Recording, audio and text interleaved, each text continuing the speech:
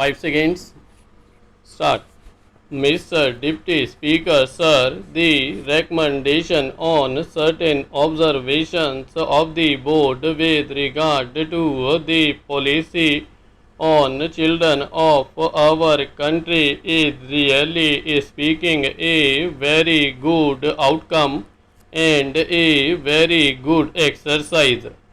I have patiently heard the views on the policy as they were expressed by our Honorable Deputy Minister on the last day of the previous session. I also congratulated him for his attitude towards the children, but I would like to point out a few things on this national policy on children which is followed in other countries as well as in India. In India, perhaps it is a known fact both from the point of view of religion and that of ancient thinking that the child is treated as God. Usually it is a common phenomenon both in the villages and the cities. This symbolizes our devotion to our children. It also indicates our expectations and our dreams about children.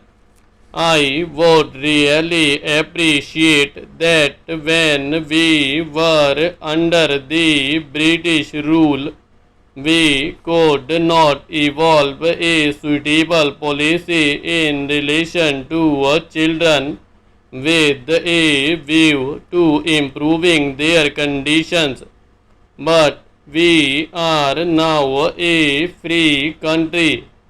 After taking oath as the Prime Minister of Free India, Jawaharlal Nehru never forget to mention something about the children of India whenever he spoke, whether on the occasion of Republic Day, Independence Day, or anything else. He thought that the country could have been built much more, given sufficient care, and they had been made to feel that they were partners in all our work. This was also the thinking of Lenin in Soviet Russia. Immediately after the revolution, Lenin used to speak about children on all occasions and say that they should be given due care. This resulted in the formation of the Young Pioneers Group for children between the ages of 6 and 14 in Soviet Union and other socialist countries.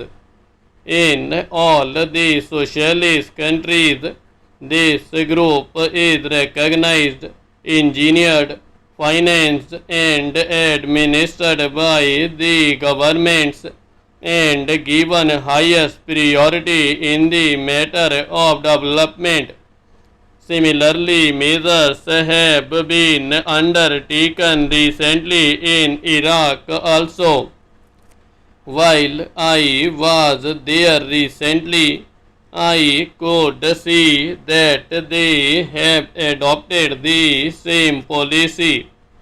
The first priority is given to them by that country.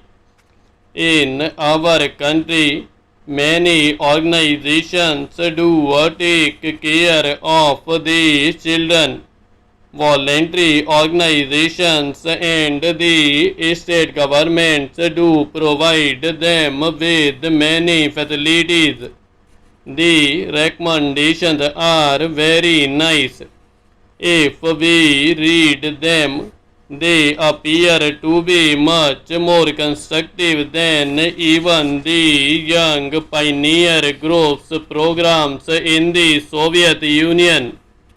But in actual practice, nothing has been done because of lack of funds. If everybody receiving a salary and paying income tax, wealth tax, gift tax or vehicle tax is requested to participate in the endeavor to raise resources for children, nobody will object. If the general masses pay 5 paisa per individual per year, we can have a very sizable budget and a very constructive and comprehensive policy both at the center and in the states. When a child grows into a young man, he talks of sports and games. Look at the budget allocation for sports and games, which would help the development of the mental and physical potential of the young of our country.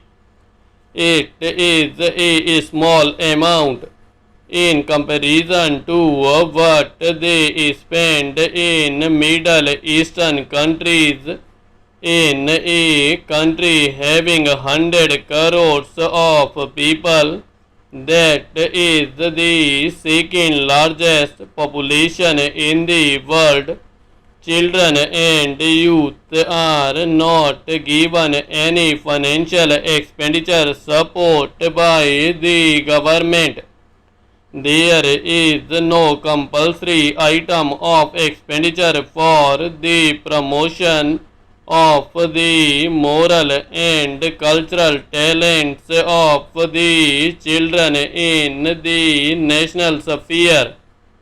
This work has to depend on some social organizations.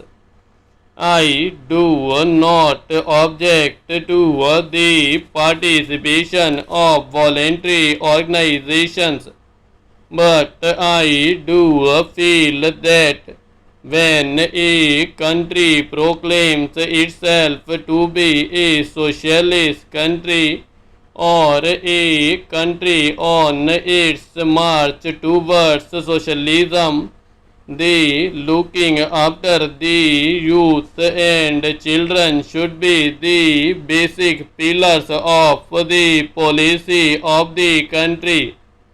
What is the position in our country? The children are badly neglected. They do not know even their own parents. In the words of Jawaharlal Nehru, when a children is born in this country, it should consider the country as its mother and the country should consider the children as their own. Do our children think of our country in that way now? Today the looking after of children is done by the father of a church because they feel that is the way to serve God. Sometimes we give them prizes or we recommend their names to the United Nations organization or other authorities for the award of Nobel or some other prizes. But do you think that a country like ours should depend on a father of a church for the welfare of our children.